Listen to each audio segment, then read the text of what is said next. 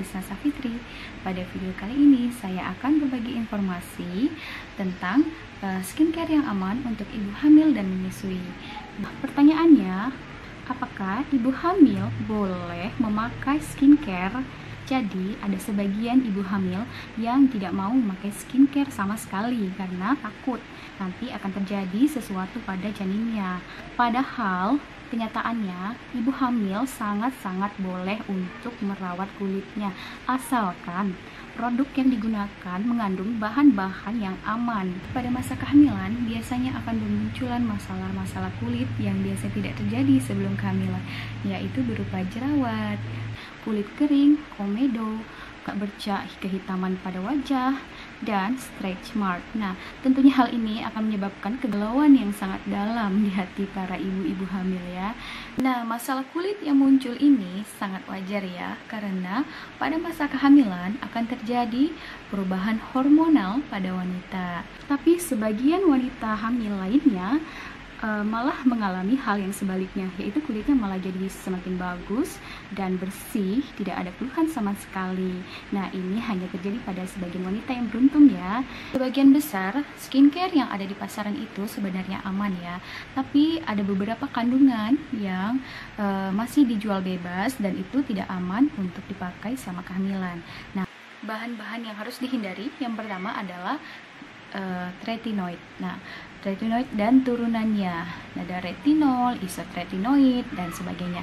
Kenapa? Karena di dalam penelitian retinoid ini akan memberikan efek pada janin, di mana dia akan menyebabkan cacat bawaan atau yang bersifat teratogenik. Nah, jadi ini mutlak harus dihindari karena sangat berbahaya pada janin, baik retinoid yang topikal maupun oral.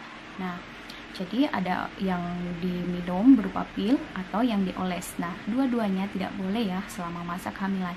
Jadi perhatikan lagi, apakah skincare yang kamu pakai itu mengandung retinoid atau tidak. Yang kedua adalah asam salisilat dosis tinggi. Asam salisilat ini dilaporkan memiliki efek yang buruk terhadap janin. Jadi ini juga harus dihindari. Nah, yang aman adalah asam salisilat 2%. Nah, perhatikan lagi ya, biasanya asam salisilat ini ada pada obat-obat jerawat. Nah, lihat lagi, bagi kamu yang memiliki masalah jerawat yang selama ini mungkin memakai produk-produk yang mengandung asam salisilat, lihat kandungannya, apakah dosis yang terkandung dalam obat jerawat kamu itu asam salisilatnya dosis tinggi atau dosis rendah. Nah, yang aman itu hanya sekitar 2%. Yang ketiga adalah hidroquinone, di mana hidroquinone ini adalah obat yang digunakan untuk mengurangi masalah hiperpigmentasi kulit. Nah, biasanya berupa melasma atau kolasma, berupa kehitaman, bercak-bercak hitam yang ada di pipi. Nah, ini harus dihindari ya, karena memang tidak dilaporkan memberikan efek cacat bawaan pada janin, tapi karena tubuh menyerap hidroquinone ini dengan sangat banyak, sekitar 23 hingga 35%, maka ini harus dihindari dulu ya selama kehamilan. Nah, yang keempat adalah petalats, di mana petalats ini mempengaruhi sistem endokrin. Nah, sistem endokrin ini memiliki fungsi untuk menghasilkan hormon. Nah, sehingga petalats ini dapat mengganggu hormonal, di mana pada penelitian ditemukan bahwa dia akan mempengaruhi hormon sehingga menyebabkan disfungsi pada reproduksi. Petalats yang biasanya ada di dalam skincare itu dengan singkatan DEP, diethyl petalats. Bahan yang kelima adalah formaldehid. Nah, formaldehid ini udah jarang ya ditemukan pada alat kosmetik karena bersifat karsinogenik. Nah, menurut penelitian dilaporkan bahwa formaldehid ini bisa meningkatkan risiko infertilitas dan keguguran.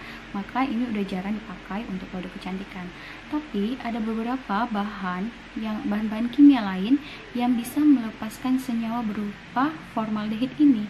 Ini aku bacain aja ya. Yang pertama, bronopol, DMDM, Hidantion, diazolidinyl urea, hidroksimetil glisinat, imidazolidinyl urea, quaternium. Bahan yang keenam adalah chemical sunscreen. Nah, ini selalu kita gunakan setiap hari, dimana tabir surya ataupun sunscreen ini kita perlukan untuk perlindungan kulit dari sinar ultraviolet. chemical sunscreen yang paling sering adalah oxybenzone. Nah, oxybenzone dan turunannya. Nah, ini dilaporkan memiliki efek yang buruk terhadap sistem endokrin dan menyebabkan kelainan yang permanen pada janin nantinya. Lalu apa bahan yang aman digunakan untuk perawatan kulit selama kehamilan? Sedangkan selama kehamilan, ibu hamil itu memiliki masalah kulit yang berbagai macam, terutama masalah jerawat ya. Nah, bahkan ibu-ibu yang biasanya sebelum hamil dia tidak mengalami jerawat sama sekali, tapi pada saat hamil malah muncul banyak jerawat. Nah, tentu hal ini akan menyebabkan kegalauan ya bagi ibu-ibu. Jadi, bahan-bahan yang bisa dipakai untuk mengurangi masalah jerawat, yang pertama ada asam glikolat, azelaic acid, benzoyl peroxide, dan asam salisilat. Nah, jadi 4 bahan ini bisa dan aman digunakan oleh ibu hamil untuk mengurangi masalah jerawat. Nah, selain itu bahan-bahan ini juga memberikan efek pencerah kulit dan mengurangi garis-garis halus pada wajah. Kemudian ada Bakuchiol. Bakuchiol ini ternyata memiliki efek yang mirip dengan retinoid, tetapi aman digunakan selama kehamilan.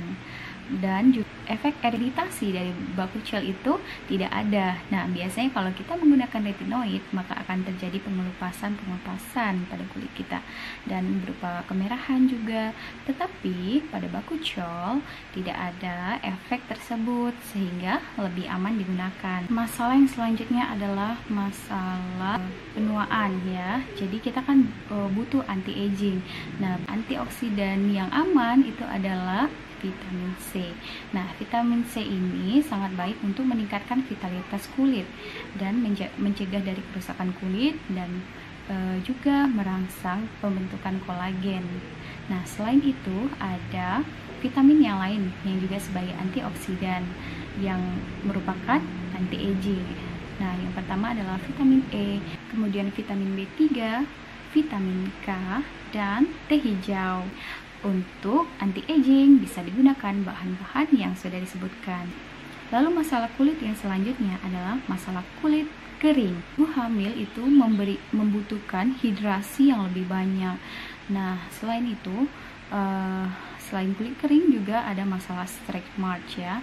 Nah, untuk mencegah stretch mark ini harus sering dihidrasi di daerah-daerah yang rawan akan terjadi stretch mark seperti di perut, di paha, bahkan di betis. Nah, itu bisa muncul stretch mark di mana terjadi peregangan kulit yang berlebihan pada masa kehamilan. Jadi pada area tersebut kita bisa mengoleskan minyak kelapa, cocoa butter, atau asam hyaluronat. Nah, lebih baik mencegah ya daripada mengobati, karena kalau sudah muncul stretch mark ini sangat sulit untuk dihilangkan. Masalah pada kulit selanjutnya adalah perlindungan kulit terhadap matahari atau sunscreen. Nah, sedangkan tadi chemical sunscreen itu tidak direkomendasikan untuk ibu hamil. Jadi, kita bisa menggunakan sunscreen yang berbasis mineral atau physical sunscreen, di mana cara kerjanya itu memantulkan cahaya matahari secara keseluruhan. Apa bahan yang ada pada physical sunscreen? Nah, biasanya mengandung zinc oxide dan titanium dioxide. Nah, coba dicek lagi. Apakah sunscreen yang kamu gunakan berupa mineral sunscreen? Nah, mungkin tidak dijelaskan ya di dalam kemasannya, tetapi kamu bisa cek sendiri komposisi yang ada di sunscreen yang kamu gunakan. Sunscreen sangat diperlukan untuk melindungi kulit dari penuaan dan juga masalah kanker kulit. Nah, jadi jangan gak pakai sunscreen sama sekali ya. Mulai saat ini coba diperiksa apakah skincare yang kamu gunakan aman atau tidak. Nah, sekian dulu informasi yang dapat saya sampaikan. Semoga informasi ini bermanfaat. Dan jangan lupa like, subscribe, dan bagikan kepada teman-teman kalian yang membutuhkan informasi ini. Assalamualaikum warahmatullahi wabarakatuh.